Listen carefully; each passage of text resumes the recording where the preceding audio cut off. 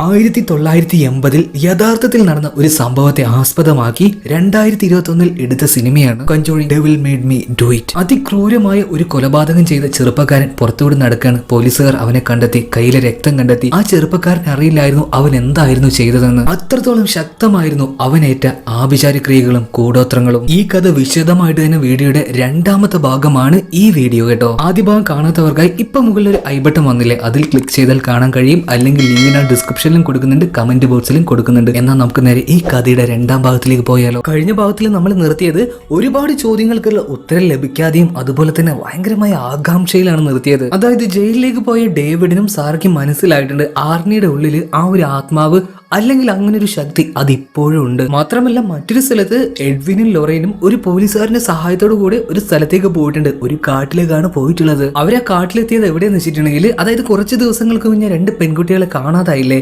കേറ്റി, ജെസിക്ക. അതിൽ കേറ്റിയുടെ മൃതദേഹം കിട്ടിയിട്ടുണ്ട്. അപ്പൊ ആ ഒരു സ്ഥലത്തേക്കാണ് ഇവർ എത്തിയിട്ടുള്ളത് കേട്ടോ. അങ്ങനെ ആ കാടിന്റെ ഉള്ളിലേക്ക് കറക്റ്റ് ആയിട്ട് ഇവർ നടന്നു പോവുകയാണ്. കറക്റ്റ് എവിടെ വെച്ചാണോ ആ ഒരു ബോഡി കിട്ടിയത് അവിടെ തന്നെ ഇപ്പൊ ലൊറൈൻ ചെന്ന് നിൽക്കുകയാണ്. ഞാൻ കഴിഞ്ഞ ഭാഗത്തിൽ പറഞ്ഞിരുന്നു ഈ ലൊറൈന് ജന്മസിദ്ധമായിട്ട് ചില കഴിവുകളുണ്ട്.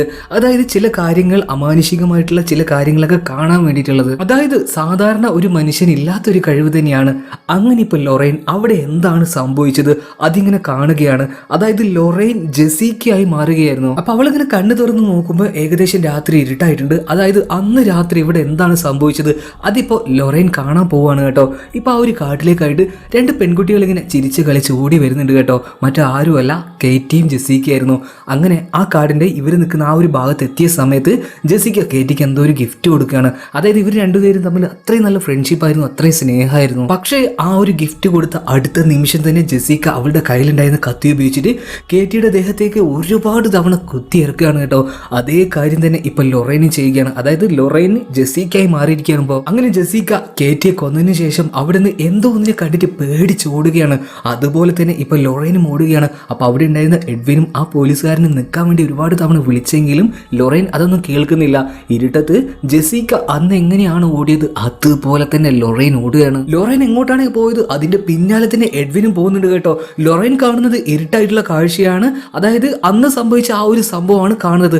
പക്ഷേ എഡ്വിനും ആ പോലീസുകാരനും കാണുന്നത് ഇപ്പൊ എങ്ങനെയാണോ ആ ഒരു പകലുള്ളത് പോലെ തന്നെയാണ്. ശരിക്കും ഈ എഡ്വിന് ഹാർട്ടിന് അസുഖമുള്ളത് കൊണ്ട് തന്നെ ലൊറൈന്റെ പിന്നാലെ ഓടാൻ കഴിയുന്നില്ല. അവനിങ്ങനെ ഓടുമ്പോൾ കിതക്കുന്നുണ്ട്, ഉറക്കനെ വിളിക്കുന്നുണ്ട്. ലൊറൈന്റെ കൂടെ എത്താൻ കഴിയുന്നില്ല കേട്ടോ. ലൊറൈൻ ആണെങ്കിൽ എന്തോ കണ്ട് പേടിച്ചതുപോലെ ഓടിക്കൊണ്ടിരിക്കുകയാണ്, ജെസിക്കയെ പോലെ തന്നെ. അങ്ങനെ അവസാനം ഇപ്പൊ എഡ്വിൻ ഉറക്കനെ നിലവിളിക്കുന്നുണ്ട്, ലൊറൈൻ നിൽക്ക്. കാരണം അവൾ ഓടിക്കൊണ്ടിരിക്കുന്നത് വലിയൊരു കൊക്കയുടെ മുന്നിലേക്കാണ് കേട്ടോ. അപ്പൊ അതിന്റെ തുമ്പത്തെത്തിയ സമയത്ത് ലൊറൈന് അവളുടെ ആ ഒരു സ്വബോധത്തിലേക്ക് തിരിച്ചു വരികയാണ്. പക്ഷെ എന്തോ ഒരു കൈ വന്നിട്ട് ആ ഒരു കൊക്കയിലേക്ക് ഇപ്പോ ലൊറൈനെ വലിച്ചു വീഴ്ത്തുകയാണ്, കാലിൽ തന്നെ പിടിച്ചിട്ട്. അവളിപ്പോ താഴേക്ക് വീണിട്ടുണ്ട്. മുകളിലുണ്ടായിരുന്ന ഒരു കല്ലിങ്ങനെ പിടിച്ചിരിക്കുകയാണ്. പക്ഷെ പിടി ഇപ്പൊ വിടുക. അപ്പോഴേക്കും അങ്ങോട്ടേക്ക് എഡ്വിൻ ഓടാൻ കഴിയുന്നില്ല, കിതക്കുന്നുണ്ട്, വേർക്കുന്നുണ്ട്. ഓടി വന്നിട്ട് ഇപ്പൊ ലൊറൈന്റെ കൈ പിടിക്കുകയാണ്, എങ്ങനെയൊക്കെ വലിച്ചിപ്പോ കരയിലേക്ക് കയറ്റുകയാണ് കേട്ടോ. അതേ സമയത്ത് തന്നെ ആ പോലീസ് ഉദ്യോഗസ്ഥനും അങ്ങോട്ടേക്ക് വന്നിട്ടുണ്ട്. ലൊറൈൻ പിന്നീട് ആ പോലീസുകാരന്റെ അടുത്ത് പറയുകയാണ്, നിങ്ങൾ അന്വേഷിക്കുന്ന ജെസിക്ക ഈ കൊക്കയുടെ താഴെ ഒരു നദിയുണ്ട്, അതിലുണ്ടെന്ന് പറയാണ്. അങ്ങനെ ആ പോലീസുകാരന്റെ നിർദ്ദേശപ്രകാരം അവിടേക്ക് ഒരുപാട് പോലീസുകാർ വരികയാണ്, മുഴുവനായിട്ട് തെരച്ചിൽ നടത്തുകയാണ് കേട്ടോ. ഇതേ സമയത്ത് തന്നെ ഒരു ഡോക്ടേഴ്സിന്റെ ടീം അങ്ങോട്ട് എത്തിയിട്ടുണ്ട്. കാരണം എഡ്വിന് നന്നായിട്ട് തന്നെ ശരീരം ക്ഷീണിച്ചിട്ടുണ്ട്, ബ്ലഡ് പ്രഷർ എല്ലാം കൂടിയിട്ടുണ്ട്. അപ്പൊ അവർക്ക് ആവശ്യമായിട്ടുള്ള ട്രീറ്റ്മെന്റ് കൊടുത്തോണ്ടിരിക്കുകയാണ് ആ ഒരു നേഴ്സ്. ആ സമയത്ത് തന്നെ ഇവരെ സഹായിച്ച ആ ഒരു പോലീസുകാരൻ ഇപ്പൊ എഡ്വിന്റെയും ലൊറൈന്റെ അടുത്തേക്ക് എത്തിയിട്ട് പറയുകയാണ്, നിങ്ങൾ പറഞ്ഞതുപോലെ തന്നെ അവിടെ വെച്ച് ഒരു ബോഡി കിട്ടിയിട്ടുണ്ട്. പക്ഷെ അത് ജെസിക്കയുടെ ആണെന്നോ കൺഫേം ചെയ്യാൻ പറ്റിയിട്ടില്ല. ശരീരം ചീഞ്ഞളിഞ്ഞിട്ടുണ്ട്. അതുകൊണ്ട് തന്നെ ഞങ്ങൾ അതിനെ ഓട്ടോപ്സി ലാബിലേക്ക് അയക്കുകയാണ്. മാത്രമല്ല ജെസിക്കയുമായി ബന്ധപ്പെട്ട എല്ലാ കാര്യങ്ങളും, കേസ് ഫയൽ മുഴുവൻ ഞാൻ നിങ്ങൾക്ക് തരാൻ വേണ്ടിയിട്ട് തയ്യാറാണെന്ന് പറയണം കേട്ടോ. പിന്നീട് എഡ്വിനും ലൊറൈനും കൂടെ അവരുടെ വീട്ടിലേക്ക് തിരിച്ചെത്തുകയാണ്. ആ സമയത്താണ് അവരുടെ ഫോൺ ഇങ്ങനെ റിങ് ചെയ്തുകൊണ്ടേ ഇരിക്കുന്നത് കാണുന്നത്. ഇപ്പൊ എഡ്വിൻ ആ ഫോൺ എടുക്കാണ് കേട്ടോ. വിളിച്ചത് സാറയായിരുന്നു. അവള് കുറെ നേരമായിട്ട് വിളിച്ചുകൊണ്ടിരിക്കുകയാണ് എഡ്വിനെയും ലൊറൈനെയും കിട്ടാൻ വേണ്ടിയിട്ട്. അന്ന് മൊബൈൽ ഫോണൊന്നും ഇല്ലല്ലോ. കഥ നടക്കുന്നത് ഏകദേശം 1980 കാലഘട്ടത്തിലാണ്. അവര് ഫോൺ എടുത്തപ്പോൾ തന്നെ സാറൊക്കെ സമാധാനമായിട്ടുണ്ട്. സാറിങ്ങനെ പറയാണ്, വലിയ പ്രശ്നമാണ്, ആർണിയുടെ ഉള്ളിൽ എന്തോ ഒരു ശക്തിയുണ്ട്, അവൻ എന്തൊക്കെയോ കാഴ്ചകൾ കാണുന്നുണ്ട്. ഒരു ഭയത്തോട് കൂടി തന്നെ സാറിങ്ങനെ പറയാണ് കേട്ടോ. ഇപ്പൊ സാറിയുടെ അടുത്തായിട്ട് എഡ്വിനും പറയുന്നുണ്ട്, വേഗത്തിൽ തന്നെ പറയാണ്, എത്രയും പെട്ടെന്ന് തന്നെ ഒരു പുരോഹിതനെ അയക്കാനായിട്ടുള്ള കാര്യങ്ങൾ നീ നോക്കണം. മാത്രമല്ല ആർണിയെ എപ്പോഴും നിരീക്ഷിക്കാൻ വേണ്ടിയിട്ട് പോലീസുകാരത്ത് പറയണം. കാരണം അവൻ ആത്മഹത്യ ചെയ്യാൻ സാധ്യത വളരെയധികം കൂടുതലല്ല. ഈ കാര്യം എഡ്വിനും ലൊറൈനും മനസ്സിലായത് എങ്ങനെയാണെന്ന് വെച്ചിട്ടുണ്ടെങ്കിൽ, ജെസിക്ക ഉണ്ടല്ലോ ആ കാട്ടിൽ വെച്ച് ആത്മഹത്യ ചെയ്യുകയായിരുന്നു. ഇവർക്ക് രണ്ടുപേർക്കും ഒരേ ആള് തന്നെയാണ് ഈ കൂടോത്രം ചെയ്തിട്ടുള്ളത്. കൂടോത്രം ബാധിച്ചത് കൊണ്ട് തന്നെ ജെസ്സിക്ക ആത്മഹത്യ ചെയ്തു. അതുകൊണ്ട് തന്നെ അടുത്തത് ഇനി ആർണിയാണ് കേട്ടോ. പിന്നീട് ഈ എഡ്വിൻ പറഞ്ഞതുപോലെ തന്നെ സാറ ചെയ്യുകയാണ്. ഇപ്പൊ പ്രസിഡന്റ് ഉള്ളിലേക്ക് ഒരു ഫാദറിനെ അയക്കാണ് കേട്ടോ. ഫാദർ ഇപ്പോൾ കുറച്ച് ഹോളി വാട്ടർ ഇപ്പോൾ ആർണിയൊക്കെ കൊടുക്കുന്നുണ്ട്, കാര്യങ്ങളൊക്കെ പറഞ്ഞു കൊടുക്കുകയാണ് എന്തൊക്കെയാണ് ചെയ്യേണ്ടതെന്ന്. പിന്നീട് അവിടെ ഒരു പോലീസുകാരനെ ഏർപ്പാടാക്കുകയാണ്. കാരണം ആർണി ആത്മഹത്യ ചെയ്യാൻ സാധ്യതയുണ്ട്, അതുകൊണ്ട് അവനെ നിരീക്ഷിക്കാനായിട്ട് തന്നെ.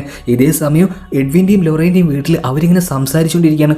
ലൊറൈൻ ഇപ്പോൾ ഒരു കാര്യം എഡ്വിന്റെ അടുത്ത് പറയാണ് കേട്ടോ. അതായത് കഥയുടെ തുടക്കത്തിൽ തന്നെ ഡേവിഡ് എന്ന ആ ചെറിയ പയ്യന്റെ ദേഹത്തുള്ള ബാധ ഒഴിപ്പിക്കാൻ വേണ്ടി ഇവർ പോയില്ലേ, ആ സമയത്ത് അവന്റെ കയ്യിൽ ലൊറൈൻ പിടിച്ച സമയത്ത് അവൾക്ക് ചില കാഴ്ചകൾ കാണാൻ പറ്റിയിരുന്നു എന്ന് ലൊറൈൻ പറയാണ്. ഒരു ടേബിള്, അതിൽ എന്തൊക്കെയോ ചിത്രങ്ങൾ, ആരോ ആഭിചാര ക്രിയകളൊക്കെ ചെയ്യുന്ന നിമിഷ നേരത്തേക്ക് ഞാൻ കുറച്ചു നേരം അതൊന്ന് കണ്ടിരുന്നു. നമുക്കൊരു കാര്യം ചെയ്യാം, നേരെ ഓട്ടോപ്സി ലാബിലേക്ക് ചെന്നിട്ട് അന്ന് ഡേവിഡിന്റെ കൈ പിടിച്ചതുപോലെ തന്നെ ലൊറൈന്റെ കൈ ഞാൻ പിടിച്ചു നോക്കാം, എന്തെങ്കിലുമൊക്കെ ഒരു കാഴ്ച, എന്തെങ്കിലുമൊക്കെ ഒരു സൂചന ലഭിക്കുമോ എന്ന് നോക്കാം എന്നപ്പോൾ ലൊറൈൻ പറയുകയാണ്. എഡ്വിനും സമ്മതിക്കുകയാണ്. പിന്നീട് അവന് നേരെ ഓട്ടോപ്സി ലാബിലേക്ക് പോവാണ്. ഇതേ സമയത്ത് തന്നെ പ്രസിഡന്റ് ഉള്ളിൽ ആർണി ആ ഒരു ജയിലിന്റെ ഉള്ളിൽ ഒറ്റക്കാണ് കേട്ടോ. അവനിപ്പോ ഫാദർ പറഞ്ഞതുപോലെ തന്നെ അവന്റെ കയ്യിലുള്ള ആ ഒരു ഹോളി വാട്ടർ ഉണ്ടല്ലോ അവന്റെ ചുറ്റിങ്ങനെ ഒഴിച്ചു വെക്കുകയാണ്, ഒരു വട്ടം പോലെ. അതിന്റെ ഉള്ളിലായിട്ട് അവൻ ഇങ്ങനെ ഇരിക്കുന്നുണ്ട്, ഭയന്ന് വിറക്കുന്നുണ്ട്, ആകെ വേർത്ത് ഒലിക്കുന്നുണ്ട്. ഇതേ സമയം തന്നെ എഡ്വിനും ലൊറൈനും കൂടെ ഓട്ടോപ്സി ലാബിലേക്ക് എത്തിയിട്ടുണ്ട് കേട്ടോ. അപ്പൊ അവര് അതിന്റെ ഉള്ളിലേക്ക് കയറുകയാണ്. എന്നിട്ട് അവർ അവിടെ ഉണ്ടായിരുന്ന ജെസ്സിക്കയുടെ മൃതദേഹത്തിന്റെ അടുത്തേക്ക് ചെല്ലുകയാണ്. ശവശരീരം ആകെ ചീഞ്ഞളിഞ്ഞിരുന്നു. ജെസ്സിക്കയുടെ ആ വഴുവഴുത്ത് കയ്യിലേക്കായിട്ട് ലൊറൈൻ ഇപ്പൊ അവളുടെ കൈ ഇങ്ങനെ പിടിക്കുകയാണ് കേട്ടോ. ആ ഒരു സമയത്ത് തന്നെ അവൾക്ക് ചില കാഴ്ചകൾ കാണാൻ കഴിഞ്ഞു. ഒരു പ്രത്യേക തരത്തിലുള്ള മുറിയായിരുന്നു അവളിപ്പോ കാണുന്നത്. അതായത് ആ മുറിയിൽ തന്നെയാണ് ഇപ്പോ ലൊറൈൻ ഉള്ളത്. അവൾ പിന്നെയും ചില കാഴ്ചകൾ കാണുന്നുണ്ട്. ഒരു ടേബിൾ അവിടെയായിട്ട് ആരോ നിൽക്കുന്നുണ്ട്.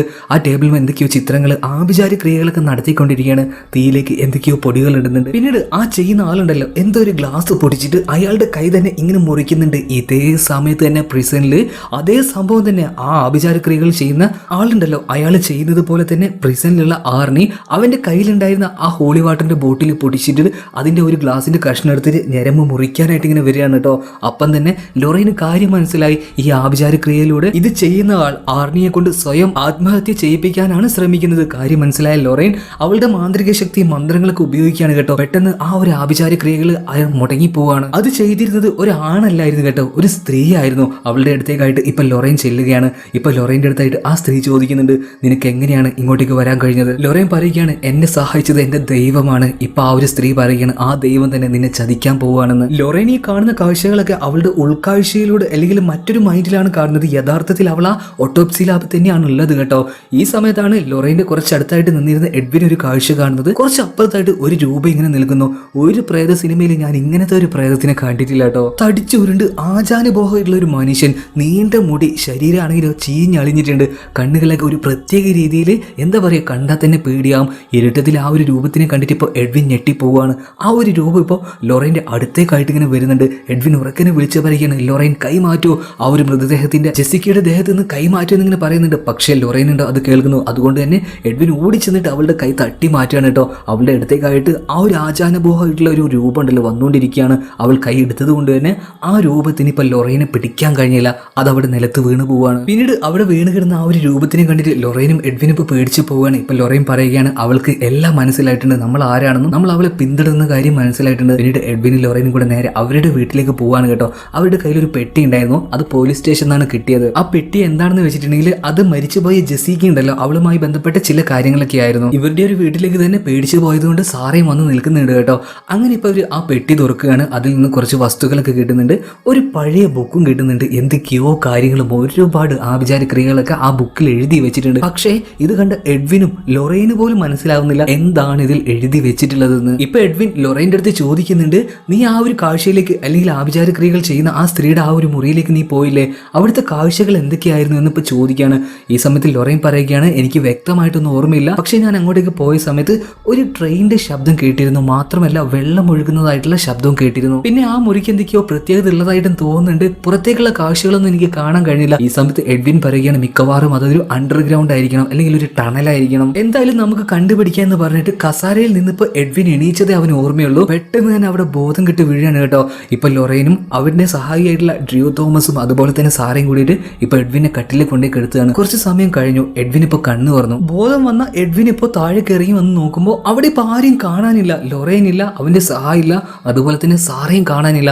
അവനാകെ പേടിച്ചു പോവുകയാണ്. മാത്രമല്ല അവിടെ എന്തൊക്കെയോ പ്രശ്നങ്ങൾ നടന്നതുപോലെയുള്ള പാടുകളും കാണാനുണ്ട്. ഒരു ഭയത്തോടു കൂടി തന്നെ എഡ്വിൻ ഇപ്പൊ ചുറ്റും നോക്കുമ്പോൾ അവരുടെ ആ വീടിന്റെ ഒരു ഭാഗത്തായിട്ട് ആ സ്ത്രീ ഉണ്ടല്ലോ, ആഭിചാരങ്ങൾ ചെയ്യുന്ന ആ സ്ത്രീ, അവൾ ഇങ്ങനെ നിൽക്കുന്നുണ്ട്. ഇപ്പൊ ആ സ്ത്രീയോട് എഡ്വിൻ ഇങ്ങനെ ചോദിക്കാണ്, എവിടെ എന്റെ ലൊറൈൻ, അവൾ എവിടെ പോയി, അവളെ നീ എന്താ കാട്ടിയത്, അവളെ നീ ഉപദ്രവിച്ചോ? ആ ഒരു സ്ത്രീയുടെ അടുത്തേക്ക് പോയിക്കൊണ്ടിരിക്കുകയാണ് എഡ്വിന്. ഇപ്പൊ ആ ഒരു സ്ത്രീ പറയുകയാണ്, നീ ഒരുപാട് വൈകി പോയിരിക്കുന്നു. പിന്നീട് പതിയെ പതിയെ മാഞ്ഞു പോവുകയാണ് കേട്ടോ ആ ഒരു സ്ത്രീ. ഇപ്പൊ അവിടെ ആരെയും കാണാൻ കഴിയുന്നില്ല എഡ്വിന്. അങ്ങനെ ഒരു നിശ്ചലമായിട്ട് ഇങ്ങനെ നിൽക്കുകയാണ്. പെട്ടെന്നാണ് എന്തോ ഒരു ശബ്ദം കേട്ടിട്ട് പിന്നിലേക്ക് തിരിഞ്ഞു പോകുന്നത്. അവൻ അവിടെ ആ രൂപത്തെ പിന്നെയും കാണുകയാണ്. ഓട്ടോപ്സി ലാബിൽ കണ്ട ആചാനുബോഹമായിട്ടുള്ള തടിച്ചിട്ടുള്ള നീണ്ട മുടിയുള്ള ആ ഒരു മനുഷ്യനെ. ആ രൂപം ഇപ്പൊ എഡ്വിനെ അറ്റാക്ക് ചെയ്യാനായിട്ട് തന്നെ അവന്റെ അടുത്തേക്ക് വന്നുകൊണ്ടിരിക്കുകയാണ് കേട്ടോ. പെട്ടെന്ന് തന്നെ എഡ്വിൻ അവന്റെ കയ്യിലുണ്ടായിരുന്ന കുരിശ് ഉയർത്തി പിടിക്കുകയാണ്, മന്ത്രങ്ങൾ ജപിക്കുകയാണ്, അതിന്റെ നേരെ ഇങ്ങനെ പിടിക്കുകയാണ്. ഇപ്പൊ ആ ഒരു ഭീകര രൂപി പതിയെ പതിയെ പിന്നിലേക്ക് പോകുന്നുണ്ട്. മാത്രമല്ല എഡ്വിന്റെ കയ്യിൽ ഇപ്പൊ ഒരു കത്തി കിട്ടിയിട്ടുണ്ട്. ആ കത്തി എടുത്തിട്ട് ആ ഒരു രൂപത്തിന് ആഞ്ഞു കുത്താൻ നിൽക്കുമ്പോഴേക്കും എന്തൊക്കെയോ നിലവിളി കേട്ടിട്ട് ഇപ്പൊ എഡ്വിൻ സ്വബോധത്തിലേക്ക് തിരിച്ചു വരികയാണ്. അതായത് എഡ്വിൻ ഇപ്പൊ കുത്താൻ പോയിരിക്കുന്നത് അവന്റെ ഭാര്യയായിട്ടുള്ള ലൊറൈനെ തന്നെയായിരുന്നു. പെട്ടെന്ന് തന്നെ സ്വബോധത്തിലേക്ക് തിരിച്ചു വന്ന എഡ്വിനും എന്തോ ഒരു അപകടം മനസ്സിലായിട്ടുണ്ട്.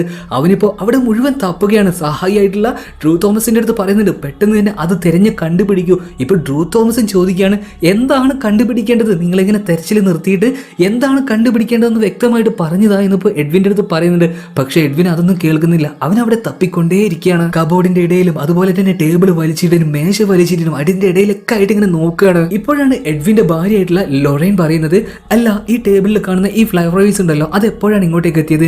ഇപ്പൊ എഡ്വിന്റെ സഹായിയായിട്ടുള്ള ഡ്രൂ പറയുകയാണ്, അത് ഇന്നലെയാണ് കൊറിയറിൽ വന്നത്. അങ്ങനെ ആ ഫ്ലവറേഴ്സിന്റെ അടുത്തേക്ക് ചെന്ന് നോക്കി, പൂക്കളൊക്കെ ആകെ കരിഞ്ഞിട്ടുണ്ട്. ആ ഫ്ലവറേഴ്സ് ഇപ്പൊ കയ്യിലേക്ക് എടുക്കുകയാണ് കേട്ടോ എഡ്വിന്. ഇപ്പൊ അറിയാതെ അവന്റെ കയ്യിൽ നിന്നും ആ ഫ്ലവറേഴ്സ് നിലത്തേക്ക് വീണിട്ടുണ്ട്, പൊട്ടിയിട്ടുണ്ട്. അതിന്റെ ഉള്ളിൽ ആ ഒരു വസ്തു കണ്ടിട്ട് കണ്ട എല്ലാവരും, എഡ്വിനും ലൊറൈനും സാറയും ഡ്രൂ തോമസും ഞെട്ടിപ്പോവുകയാണ്. ആ വസ്തു എന്താണെന്നല്ലേ? അതായത് ജെസിക്കും അതുപോലെ തന്നെ ആർണിക്കും വേണ്ടി വെച്ച ആ കൂടോത്രം തന്നെ, ആ പ്രത്യേക രൂപത്തിലുള്ള ആ വസ്തു തന്നെയായിരുന്നു അത്. കണ്ടാൽ തന്നെ ഭയമാകും. കാരണം അത്രത്തോളം സ്ട്രെയിഞ്ച് ആയിട്ടുള്ള എന്തൊക്കെയോ വസ്തുക്കൾ കൊണ്ടാണ് ആ കൂടോത്രം നിർമ്മിച്ചു വെച്ചിട്ടുള്ളത്. എന്തോ തലയോട്ടിയും എല്ലുകളും മുട്ടികളൊക്കെ ഉപയോഗിച്ചിട്ട്. ഇപ്പൊ ഇവരെല്ലാവരും ഭയന്നിരിക്കുകയാണ്. കാരണം ആ ഒരു ശാപം അടുത്തതായിട്ട് ഇനിയിപ്പോ എഡ്വിനെയാണ് ബാധിക്കാൻ പോകുന്നത്. പിന്നീട് എഡ്വിനും ലൊറൈനും പറയുന്നുണ്ട്, എങ്ങനെയെങ്കിലും ആ സ്ത്രീ ആരാണെന്നും ആ സ്ഥലം ഏതാണെന്നും കണ്ടുപിടിക്കണം. ആരിങ്ങനെ പറയുന്നുണ്ട് കേട്ടോ. ഇതേ സമയം തന്നെ പ്രിസണിലെ ഹോസ്പിറ്റലിലേക്ക് ആർണിയെ മാറ്റിയിട്ടുണ്ട്. കാരണം ആ ഹോളി ബോട്ടിൽ പൊട്ടിച്ചത് കൊണ്ട് തന്നെ അവന്റെ കൈ ആകെ മുറിഞ്ഞിട്ടുണ്ട്. ഭാഗ്യത്തിന് അവൻ ഞരമ്പ് മുറിച്ചിട്ടില്ല. അവന്റെ രണ്ട് കൈയും വിലങ്ങ് വെച്ചിട്ട് ആ ഒരു കട്ടിൽ ബന്ധിച്ചിട്ടുണ്ട് കേട്ടോ. അവന്റെ അടുത്ത് തന്നെ ഒരു ഫാദറും ഉണ്ട്, അതുപോലെ തന്നെ സാറയുണ്ട്. ഇപ്പോ ഇതേ സമയം എഡ്വിന്റെ വീട്ടില് എഡ്വിന്റെ സഹായിയായിട്ടുള്ള ഡ്രൂ തോമസിന്റെ കൂടെ ചില ചർച്ചകൾ, ചില സംശയങ്ങളൊക്കെ അവരിങ്ങനെ തീർക്കുകയാണ്. അതായത് ആർണിയുടെ വീടിന്റെ ലൊക്കേഷൻ, അതുപോലെ തന്നെ എഡ്വിന്റെ ഓഫീസിന്റെ ലൊക്കേഷൻ, ആ കുഞ്ഞു പ്രദേശത്തിന്റെ ഒരു ഭൂപടം അവരുടെ കയ്യിലുണ്ടായിരുന്നു. അതിലായിരുന്നു അതെല്ലാം ഇങ്ങനെ രേഖപ്പെടുത്തുന്നത്. അതായത് ആർണിയുടെയും എഡ്വിന്റെയും ആ ഒരു സ്ഥലം എന്ന് പറയുന്നത് ഏകദേശം അടുത്ത് തന്നെയാണ്. പക്ഷെ ജെസിക്ക ഉണ്ടല്ലോ, അവളുടെ വീട് കുറച്ച് ദൂരെയാണ്. പക്ഷെ എങ്ങനെയാണ് ഇവിടെ നടക്കുന്ന ഈ ഒരു സംഭവത്തിലേക്ക് ജെസിക്ക വന്ന് ഇടപെട്ടത് എന്ന് എഡ്വിൻ ചോദിക്കുമ്പോൾ ഡ്രൂ തോമസ് പറയാണ്, ജെസിക്ക പഠിച്ചത് ദാ ഇവിടെയാണെന്ന് കാണിച്ചു കൊടുക്കുകയാണ്. അതായത് എഡ്വിന്റെയും അതുപോലെ തന്നെ ആർണിയുടെയും വീടിന്റെയും ഏകദേശം ആ ഒരു ലൊക്കേഷൻ തന്നെയാണ് ഈ ജെസിക്ക പഠിച്ച കോളേജ് ഉണ്ടായിരുന്നത്. അപ്പൊ ആ ഒരു കോളേജിലേക്കായിരിക്കും ആ ഒരു കൂടോത്രം വന്നിട്ടുണ്ടാവുക. അപ്പൊ ഇവർക്കൊരു കാര്യം 100% ഉറപ്പിക്കാൻ കഴിഞ്ഞു കേട്ടോ. കാരണം ആഭിചാര ക്രിയകൾ ചെയ്യുന്ന ആ ആളുണ്ടല്ലോ, അയാൾ ഈ പരിസരത്ത് തന്നെയാണ്, ഇവിടെ തന്നെയാണ്, ഈ നാട്ടിൽ തന്നെയാണ്. പിന്നീട് ലൊറൈൻ പറഞ്ഞ ആ കാഴ്ചകൾ, അതായത് ആഭിചാര ക്രിയകൾ നടത്തുന്ന ആ ഒരു സ്ഥലത്തേക്ക് ലൊറൈൻ ആ ഒരു മായ കാഴ്ചയിലൂടെ പോയിരുന്നില്ല. അവിടെ നടന്ന ശബ്ദങ്ങൾ ഇപ്പോൾ ലൊറൈൻ പറഞ്ഞിരുന്നു. അപ്പൊ ആ ശബ്ദങ്ങൾ എന്തൊക്കെയായിരുന്നു? ഒരു ട്രെയിനിന്റെ ശബ്ദം, ഒരു നദിയുടെ ശബ്ദം. അതായത് ഒരു റെയിൽപാതയും അതുപോലെ തന്നെ ഒരു നദിയും കൂടെ ഒരുമിച്ച് നിൽക്കുന്ന ഏതെങ്കിലും ഒരു സ്ഥലം ഇവിടെ ഉണ്ടോ എന്ന് എഡ്വിൻ ചോദിക്കുകയാണ്. ഡ്രൂ തോമസ് കറക്റ്റായിട്ട് അത് മാപ്പിൽ അടയാളപ്പെടുത്തി കൊടുത്തു. ആ ഒരു സ്ഥലം കണ്ട സമയത്ത് ഇപ്പൊ എഡ്വിൻ ഞെട്ടിപ്പോവുകയാണ്. പെട്ടെന്ന് തന്നെ എഡ്വിൻ അവിടുന്ന് ചാടി എഴുന്നേൽക്കുകയാണ്. പോലീസുമായിട്ട് പെട്ടെന്ന് തന്നെ അങ്ങോട്ടേക്ക് വരണം, ഞാൻ ആ സ്ഥലത്തേക്ക് പോവാണെന്ന് എഡ്വിൻ ഇപ്പൊ പറയുകയാണ്. ഇപ്പൊ ഡ്രൂ തോമസിന് ഒന്നും മനസ്സിലാവുന്നില്ല. അവൻ ബാക്കിയുള്ള കാര്യങ്ങളൊക്കെ ചെയ്യാണ്. ഇതേ സമയത്ത് തന്നെ ഇവരുടെ കൂടെ ലൊറൈൻ ഉണ്ടായിരുന്നില്ല കേട്ടോ. ലൊറൈൻ നേരെ പോയത് ഫാദർ കാസ്റ്ററിന്റെ അടുത്തേക്കാണ്. അതായത് ഇവർക്കൊരു ബുക്ക് കിട്ടിയില്ലേ, ജെസിക്കയുടെ കേസുമായി ബന്ധപ്പെട്ട ഒരു ബുക്ക്. അപ്പൊ അതിൽ എഴുതിയിട്ടുള്ള കാര്യങ്ങൾ എന്താണെന്ന് അറിയാൻ വേണ്ടിയിട്ടായിരുന്നു ഈ ഫാദർ കാസ്റ്ററിന്റെ അടുത്തേക്ക് പോയത്. ആ ഒരു സ്ഥലത്തേക്ക് ഇപ്പോൾ ലൊറൈൻ എത്തിയിട്ടുണ്ട്. അവിടെ ഇപ്പൊ ചെറിയൊരു നദിയുണ്ട്, അതുപോലെ തന്നെ അതിലൂടെ ചെറിയൊരു റെയിൽപാതയും ഇപ്പൊ ലൊറൈൻ കാണുന്നുണ്ട് കേട്ടോ. ഇപ്പൊ കാര്യം മനസ്സിലായില്ലേ എഡ്വിൻ എന്തുകൊണ്ടാണ് ഭയന്നതെന്ന്? അതായത് ലൊറൈൻ പോയിട്ടുണ്ട് ഫാദർ കാസ്റ്ററിന്റെ അടുത്ത് എന്നുള്ള കാര്യം എഡ്വിന് നന്നായിട്ട് അറിയാം. അതേ സ്ഥലത്ത് തന്നെയാണ് ആ ആഭിചാരം നടക്കുന്നത്. അങ്ങനെ ഇപ്പോൾ ഫാദർ കാസ്റ്ററിന്റെ വീട്ടിലേക്ക് ലൊറൈൻ കയറി ചെല്ലുകയാണ്. ആ ഒരു ബുക്ക് ഫാദറിനെ കാണിക്കുകയാണ്. എന്താണ് അതിൽ എഴുതിയിട്ടുള്ളത്, ആ കാര്യങ്ങളൊക്കെ ഒന്ന് പറഞ്ഞു തരുമെന്ന് ലൊറൈൻ ചോദിക്കുന്നുണ്ട്. ഫാദർ ഇപ്പൊ അത് വായിച്ചിട്ടുണ്ട്. അതിലെ കുറച്ച് കാര്യങ്ങളൊക്കെ പറഞ്ഞു കൊടുക്കുകയാണ്. ഇതെന്തോ മാന്ത്രിക വിദ്യയാണ്, എന്തോ വലിയ ശക്തി ആർജിക്കാനായിട്ടുള്ള ചില ക്രിയകളൊക്കെയാണ് ഇതിൽ രേഖപ്പെടുത്തിയിട്ടുള്ളത്. അതിനാദ്യമായിട്ട് തന്നെ ഒരു ചെകുത്താനുമായി ഉടമ്പടി നടത്തണം.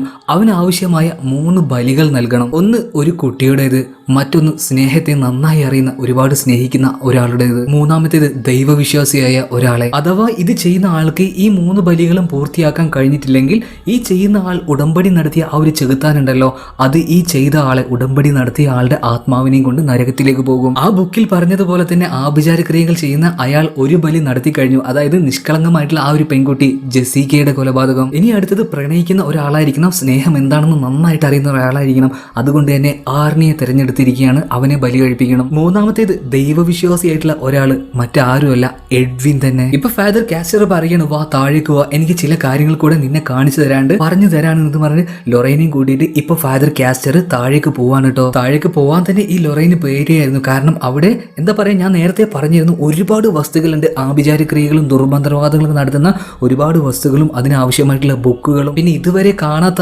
മനസ്സിലാകാത്ത എന്തൊക്കെയോ വസ്തുക്കളും അവിടെ ഉണ്ട് കേട്ടോ.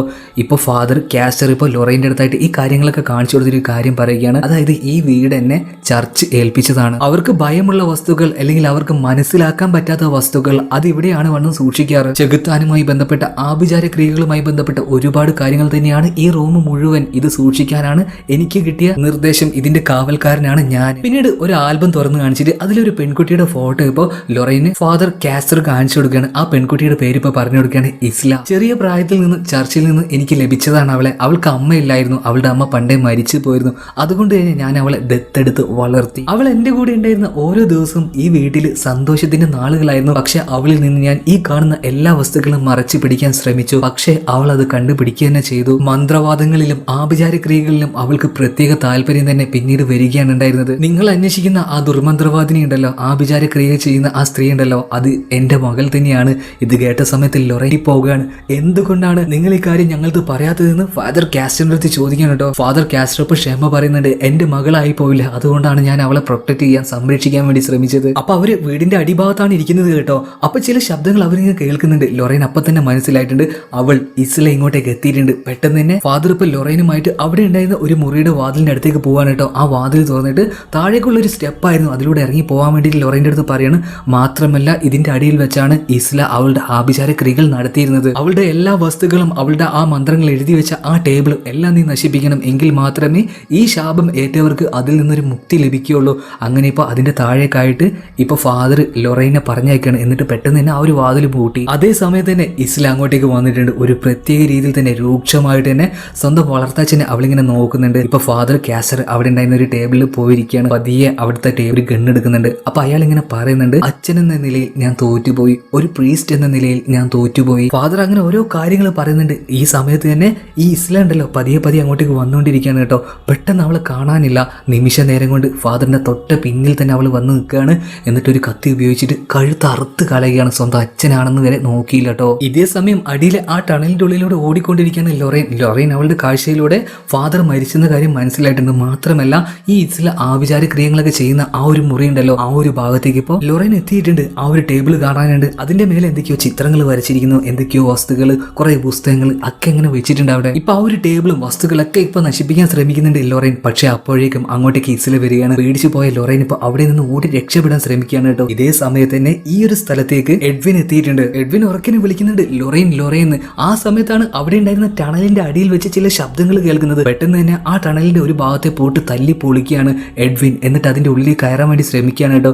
ഇതേ സമയത്ത് തന്നെ അതിന്റെ ഉള്ളിലൂടെ ഓടി രക്ഷപ്പെട്ടുകൊണ്ടിരിക്കുകയാണ് ലൊറൈൻ. പക്ഷെ ഒരു ഭാഗത്ത് വെച്ച് ലൊറൈനെ ഇസ്ല പിടിക്കുകയാണ്. അവളുടെ മുഖത്തേക്കായിട്ട് തന്നെ ഒരു കത്തി കുത്തി കയറ്റാൻ വേണ്ടി ശ്രമിക്കുന്നുണ്ട് ഇസ്ല. പക്ഷെ അതിനെ ലൊറൈൻ തടുത്തോണ്ടിരുന്നു. പിന്നീട് കയ്യിൽ കിട്ടിയ ഒരു കല്ല് ഉപയോഗിച്ചിട്ട് ലൊറൈൻ ഇസ്ലയുടെ തലക്കിട്ട് ഒരു അടി കൊടുത്തിട്ട് പിന്നീട് എങ്ങോട്ടേക്ക് ഓടി രക്ഷപ്പെടുകയാണ്. ഇതേ സമയം തന്നെ ടണലിന്റെ ഉള്ളിലേക്ക് എഡ്വിൻ വന്നിട്ടുണ്ട്. എഡ്വിൻ ഇപ്പൊ ലൊറൈനെ വിളിച്ചുകൊണ്ട് തന്നെ ആ ടണലിന്റെ ഉള്ളിലൂടെ ഇങ്ങനെ ഓടിക്കൊണ്ടിരിക്കുകയാണ്. ആ ഒരു ഭാഗത്ത് വെച്ചിട്ട് ലൊറൈനെ എഡ്വിൻ കാണുകയാണ്. ഇപ്പൊ ലൊറൈൻ എഡ്വിന്റെ അടുത്തേക്ക് എത്തിയിട്ടുണ്ട്.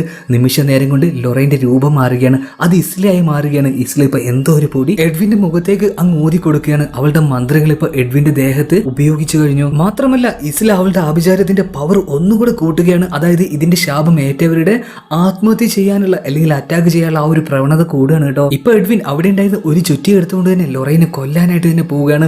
മറ്റൊരു ഭാഗത്ത് ആ ഒരു ജയിലിൽ ഇപ്പോൾ ആറിനെ ഒരു ടേബിളിൽ കിടത്തിയിരിക്കുകയാണല്ലോ. അവനിപ്പോ എന്തൊക്കെയോ അവിടുന്ന് കാട്ടി കൂടുന്നുണ്ട്. അവനപ്പോ ആ ചങ്ങലയും ആ ഒരു വിലങ്ങെല്ലാം പൊട്ടിച്ചിട്ടുണ്ട് കേട്ടോ. അവിടെ നിന്നിരുന്ന ഫാദറും സാറയും ആകെ പേടിച്ചു പോയിട്ടുണ്ട്. ഫാദറിനിപ്പോ കഴിയുന്ന രൂപത്തിലൊക്കെ മന്ത്രങ്ങളും ബൈബിളിലെ ഓരോ വാക്യങ്ങളും കുരിശെല്ലാം എടുത്ത് കാണിക്കുന്നുണ്ട്. ഹോളി വാട്ടറെല്ലാം കുടയുന്നുണ്ട്. പക്ഷെ ഇതൊന്നും ഏൽക്കുന്നില്ല. ആർണി ഇങ്ങനെ വല്ലാതെ വയലന്റ് ആയിക്കൊണ്ടിരിക്കുകയാണ്. അവിടെ ഉണ്ടായിരുന്ന ഗ്ലാസ്സുകളൊക്കെ പൊട്ടിച്ചെതറിക്കൊണ്ടിരിക്കുകയാണ്. ടണലിന്റെ ഉള്ളിലാണെങ്കിൽ എഡ്വിൻ ലൊറൈനെ കണ്ടെത്തിയിട്ടുണ്ട്. ആ ചുറ്റിക ഉപയോഗിച്ചിട്ട് ലൊറൈനെ തല്ലി കൊല്ലാനായിട്ട് തന്നെ എഡ്വിൻ വരികയാണ് കേട്ടോ.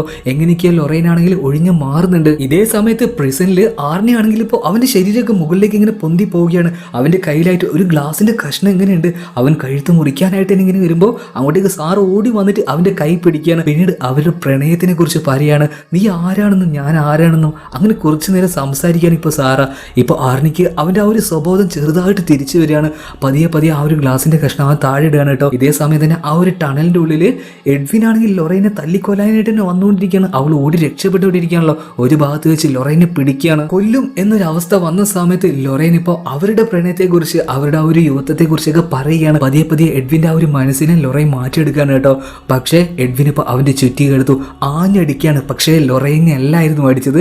അവിടെ ഉണ്ടായിരുന്ന ആഭിചാര ക്രിയകൾ ഇസ്ല ചെയ്യുന്ന ആ ഒരു ടേബിൾ ഉണ്ടല്ലോ, അവളുടെ ആ ഒരു മാന്ത്രിക വസ്തുക്കളിലേക്കായിരുന്നു എഡ്വിൻ അടിച്ചത്. ആ ഒരു വസ്തു മുഴുവൻ പൊട്ടിച്ചെതറി പോവുകയാണ് കേട്ടോ. അതുകൊണ്ട് തന്നെ ആർണിക്ക് ബാധിച്ച ആ ഒരു ശാപവും അതുപോലെ തന്നെ എഡ്വിന് ബാധിച്ച ആ ഒരു ശാപവും അവരുടെ ദേഹത്ത് നിന്ന് പോവുകയാണ്. ഇപ്പോൾ ആ ടണലിന്റെ ഉള്ളിൽ അതായത് എഡ്വിന്റെയും ലൊറൈന്റെ അടുത്തേക്കായിട്ട് ഇസ്ല വരുന്നുണ്ട് കേട്ടോ. ഇപ്പോൾ ഇസ്ലയുടെ നേർക്ക് നോക്കിയിട്ട് എഡ്വിൻ പറയുന്നുണ്ട്, ഇനി മുതൽ ഞങ്ങൾ നിന്നെ ഭയക്കില്ല.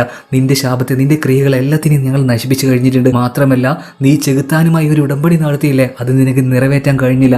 നിന്റെ ആത്മാവിനെ എടുക്കാനായിട്ട് തന്നെ അവൻ ഇപ്പോൾ വരുമെന്ന് പറയാണ്. അതുപോലെ തന്നെ സംഭവിക്കുകയാണ് കേട്ടോ. അതായത് അങ്ങോട്ടേക്ക് ഇപ്പോൾ ചെകുത്താൻ വരികയാണ്. ഇസ്ലയുടെ ദേഹത്ത് നിന്നും അവളുടെ ആത്മാവിനെ അവളുടെ ശരീരം ക്രൂരമായി ഉപദ്രവിച്ച് അവളെ കൊന്നുകൊണ്ട് തന്നെ അവളുടെ ആത്മാവുമായിട്ട് ആ ഒരു ചെകുത്താൻ നരകത്തിലേക്ക് പോവുകയാണ്. വാളെടുത്തവൻ വാളാൽ എന്ന് പറഞ്ഞതുപോലെ അങ്ങനെ പ്രശ്നങ്ങളൊക്കെ ഒരു വിധത്തിൽ അവസാനിച്ചിട്ടുണ്ട് കേട്ടോ. പക്ഷേ കോടതിയുടെ മുന്നിൽ ആർണിയെ കുറ്റവാളിയല്ല, അത് ഇങ്ങനെ ഒരു സംഭവം കൊണ്ടാണെന്ന് ഇവർക്ക് തെളിയിക്കാൻ കഴിഞ്ഞില്ല. കാരണം കോടതിക്ക് എപ്പോഴും ആവശ്യം തെളിവാണല്ലോ. അതുകൊണ്ട് തന്നെ 5 വർഷം ആർണി ശിക്ഷിക്കുകയാണ്. അതിനുശേഷം ആർണി പുറത്തേക്ക് വന്നു. പക്ഷെ ആ 5 വർഷം സാർ അവന് വേണ്ടി കാത്തിരിക്കുന്നുണ്ടായിരുന്നു കേട്ടോ. പിന്നീട് അവരുടെ ലൈഫ് നല്ല രീതിയിൽ തന്നെ മുന്നോട്ടേക്ക് പോവാണ് കേട്ടോ. ഈ സംഭവം അല്ലെങ്കിൽ ഈ ഒരു കഥ എന്ന് പറയുന്നത് ഒരു റിയൽ സ്റ്റോറി ബേസ് ചെയ്ത് എടുത്തിയാന്ന് പറയുന്നുണ്ട്. എനിക്കറിയില്ല സത്യാവസ്ഥ. എന്തായാലും വീഡിയോ ഇഷ്ടമായിട്ടുണ്ടെങ്കിൽ ലൈക്ക് ചെയ്യുക, ഷെയർ ചെയ്യുക, കമന്റ് ചെയ്ത് സപ്പോർട്ട് ചെയ്യുക. എന്നാൽ പിന്നെ എന്ന് പറയുന്നത് പോലെ തന്നെ കഥകൾ കേൾക്കാൻ നിങ്ങൾക്ക് ഇഷ്ടമാണെങ്കിൽ ആ കഥ പറഞ്ഞു തരാൻ എനിക്കും ഇഷ്ടമാണ്. It's me Mallu explainer.